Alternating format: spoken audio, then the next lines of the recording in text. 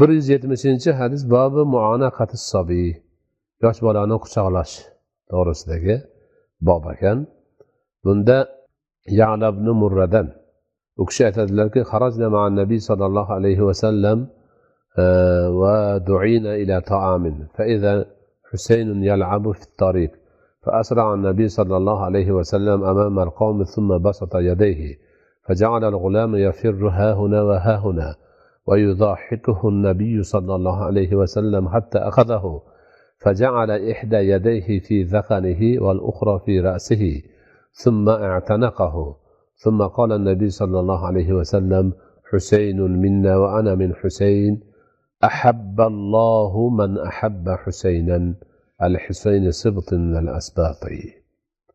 Ya'la ibn Murra aytadilarki, Rasul Nabiy sallallohu alayhi vasallam bilan bir yo'lga chiqdik, bir yerga taomga chaqirilgan edik, mehmondo'rchilikka chaqirilgan edik, o'sha yoqqa ketayotgandik. Birdan qarasak, Husayn Hazrati Alini, Hazrati Fatimani o'g'illari, kichkina o'g'illari ko'chada o'ynab yuribdi. Shunda Rasululloh tezlab odamlardan oldinga chiqdilarda, bolaga qarab qo'llarini cho'zib yurib qoldilar. Bola u yoqqa qochdi, bu yoqqa qochdi, kulishdi. Oxiri Rasululloh sallallohu alayhi vasallam uni ushlab ko'tarib oldilar. Bir qo'llarini jag'iga, bir qo'llarini boshiga qo'yib siladilar. Undan keyin quchoqladilar. Quchoqlab turib, Nabiy sallallohu alayhi vasallam aytdilarki, Husayn bizdandir, biz Husayndandirmiz.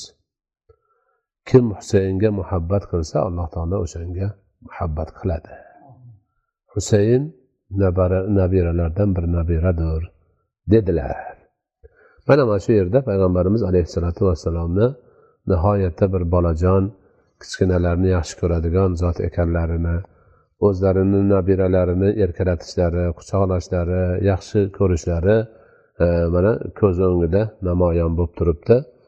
Shu bilan birga o'sha Husayn radhiyallohu anhu, Imom Husaynni fazilatlari qanchalik ulug' ekanligi, Rasululloh bu kishini haqida mana shunday buyuk bir bashoratni aytganligi, u kishiga muhabbat qilgan odamga Alloh muhabbat qilishi bor ekanligini bilishimiz kerak va mana shu narsaga munosib holda bo'lishimiz kerak o'zimiz. Demak, shu hadisga amal qilib, kichkinalarimizga erkalatib, ularni o'ynatib, quchoqlab, o'pib, shunaqa bir ularni xursand qiladigan holatlarni qilish bilan birga, demak, Imom Husaynga bo'lgan muhabbatni ham o'zimiz ham bolalarimizga eslatib borishimiz kerak.